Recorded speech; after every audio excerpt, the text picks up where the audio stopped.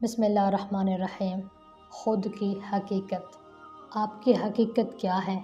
اگر ساری دنیا ہماری تعریف کرے تو اس تعریف سے ہمارا کچھ بھلا نہ ہوگا جب تک کہ اللہ تعالیٰ قیامت کے دن یہ نہ فرما دیں کہ میں تم سے راضی ہو گیا۔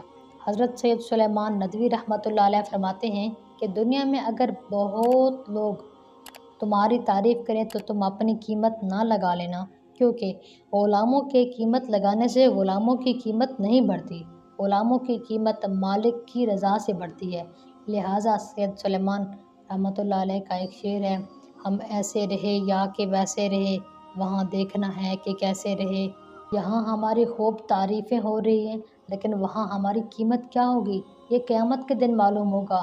ان کا دوسرا شعر ہے، حیات دو روزہ کا کیا عیش و غم، مسافر رہے جیسے تیسے رہے۔ ہم ہیں ہی مسافر، دنیا میں عارضی حیات لے کر آئے ہیں۔ بعض وقت آدمی کو دھوکہ لگ جاتا ہے، جسے دنیا کا عیش حاصل ہو، ضروری نہیں ہے کہ اس کے قلب میں بھی عیش ہو۔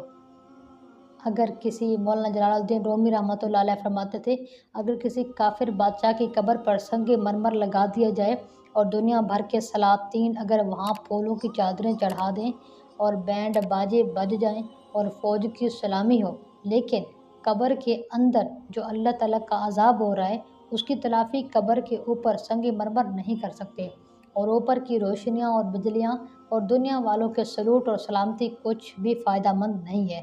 اس لیے اگر اللہ تعالیٰ کو راضی نہ کیا، چاہے ایئر کنڈیشن میں بیٹھے ہوں، بیوی بچے بھی ہوں، خوب خزانہ ہو اور ہر وقت ریالوں کی گنتی ہو رہی ہو، بینک میں بھی کافی پیسہ جمع ہو، لیکن یہ ظاہر کا آرام ہے، یہ جسم ایک قبر ہے، جسم کے اوپر کا ٹھاٹھ باٹھ جس دل کے ٹھاٹھ باٹھ کے لیے ضروری نہیں ہے۔ ایئر کنڈیشن ہماری کھالوں کو تو ٹھنڈا کر سکتے ہیں مگر دل کی آگ کو نہیں بجھا سکتے۔ اگر اللہ تعالیٰ ناراض ہیں تو جسم لاکھ آرام میں ہو لیکن دل عذاب میں مبتلا رہتا ہے اور چین نہیں پا سکتا۔ ایک بزرگ کہتے تھے، دل گلستاں تھا تو ہر شے سے ٹپکتی تھی بہار، دل گلستاں تھا تو ہر شے سے ٹپکتی تھی بہار، دل بیاباں ہو گیا عالم بیاباں ہو گیا۔ ایک عربی شعر کا ترجمہ ہے، ہر چیز کا عوض جس سے تم جدا ہو گئے اس کا بدل مل سکتا ہے، عوض مل سکتا ہے، مگر اللہ تعالیٰ سے تم کو جدائی ہو گئی تو حق تعالیٰ سبحانہ کا کوئی ہمسر، کوئی بدل تمہیں نہیں ملے گا۔ لہٰذا اپنے رب کو مت کھوئیے، اپنے رب کے ساتھ دوستی لگا لیجیے۔ من کان للہ کان اللہ لہ، جو اللہ کا ہو گیا اللہ اس کا ہو گیا۔ یہاں